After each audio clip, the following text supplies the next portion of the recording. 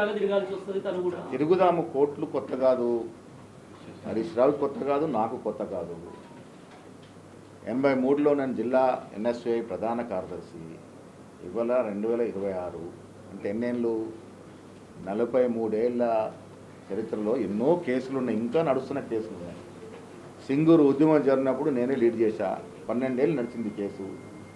తిరుగుతాము, వారు తిరుగుతాను, మేము కూడా తిరుగుతాము.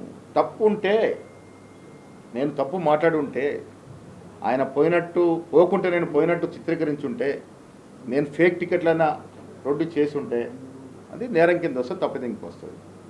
నేనే ఆయన గురించి చెడుగా మాట్లాడలే, దిగజారుడు భాషలు ఎంతకన్నా మాట్లాడలే.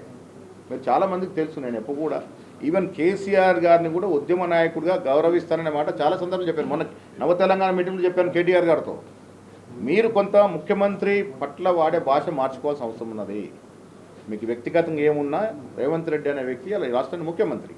ఆనాడు కేసీఆర్ గారు మా పార్టీకి పోకపోయినా ముఖ్యమంత్రిగా వారికి ఇవ్వాల్సిన గౌరవం ఇచ్చాం. ఉద్యమంలో ఆయన ముందుండి పోరాడు కూడా ఆయనకి ఇవ్వాల్సిన గౌరవం ఇచ్చాం. ఈరోజు కూడా వారి పట్ల మేము చెడుగా మాట్లాడము. మీరు భాష దిగజార్చి మాట్లాడి మళ్ళీ మమ్మల్ని ప్రొవోక్ చేసి మేము మాట్లాడే విధంగా చేసి ప్రజలు అసహించుకుంటా ఉన్నారు. ఇక అరవింద్ మాటలు నీటి మూటలు. ఆయనకు ఒక అరవింద్ గారి గురించి ఇప్పుడు ఎందుకు పాపం, ఆయన అరవింద్ గారు ఏంది, వాళ్ళ చరిత్ర ఏంది, వాళ్ళ ఫాదర్ ఏంది, వాళ్ళ తాత ఏంది మాకంతా తెలుసు కదా. నేను డీ శ్రీనివాస్ దగ్గర శిష్యరం చేసినోడిని. నేను ఎన్ఎస్సీ జిల్లా ప్రజనప్పుడు వీళ్ళు సంకకెచ్చ పిల్లలు అరవింద్ సంజయ్ గారు. మాట్లాడే ముందు ప్రజలు ఎన్నుకున్నారు కాబట్టి ఇష్టారాజ్యంగా మాట్లాడాలి. మీ తాత హైట్ ఉన్నో లేదో తెలియదు, నీకు హైట్ వచ్చింది అంతే కదా.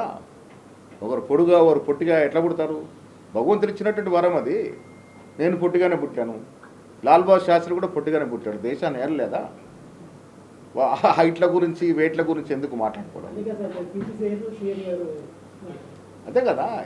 హైటు వెయిట్ కాదేడ సమస్య. పరిపాలన దక్షత ఉందా లేదా, ప్రజల ఆకాంక్షలకు అనుగుణంగా ప్రభుత్వం నడుస్తుందా లేదా, మా నుంచి తప్పిదాలు జరిగినప్పుడు ఎస్ ఇగో ఫలానా తప్పిదం నీతో జరుగుతుంది చెప్పండి, మేము మాట్లాడుకుంటాం. నేను ముఖ్యమంత్రి గారు మా సీనియర్లంతా విశ్లేషణ చేసుకుంటాం, ఫలానా చోట తప్పు అవుతుందో సరిదిద్దుకుంటాం. అల్టిమేట్ ప్రజలు కోరుకున్నదే చేయాలి, మేము ఆ రకంగా సరిదిద్దుకుంటాం. మాకేం బేస్జాలు లేవు. మీరు భాష రాంగ్ భాష వాడి అరవింద్ అట్లే మాట్లాడతాడు, ఆ బండి సంజయ్ అట్లే మాట్లాడతాడు. ఈ పాపం ఈ మధ్యన మా ఈటల రాజేందర్ కొంత సాఫ్ట్గా ఆయన కూడా దిగాలు చేశారు, ఆయన భాషలోకి లాగేశారు వీళ్ళు. కేసీఆర్ అట్లే మాట్లాడతాడు, కేటీఆర్ అట్లే మాట్లాడతాడు. విమర్శించుకుందాం. మీకు ఇవాళ ప్రజలు ఇచ్చిన స్థానం విమర్శించే స్థానం, మాకు ప్రజలు ఇచ్చింది పాలించే స్థానం. మేము పాలించే క్రమంలో తప్పులు జరిగితే మాకు ఎత్తి చూపండి, బరాబర్ చర్చ పెట్టుకుందాం, మాట్లాడుకుందాం. తప్పులు సరిదిద్దుకోవడానికి అవసరం అనుకుంటే ఒక మెట్టు దిగడానికి నేను కానీ మా ముఖ్యమంత్రి కానీ మాకు బేషం లేదు. ఒక స్టెప్ దిగాలనుకున్నప్పుడు దిగుతాం కూడా. Thank you.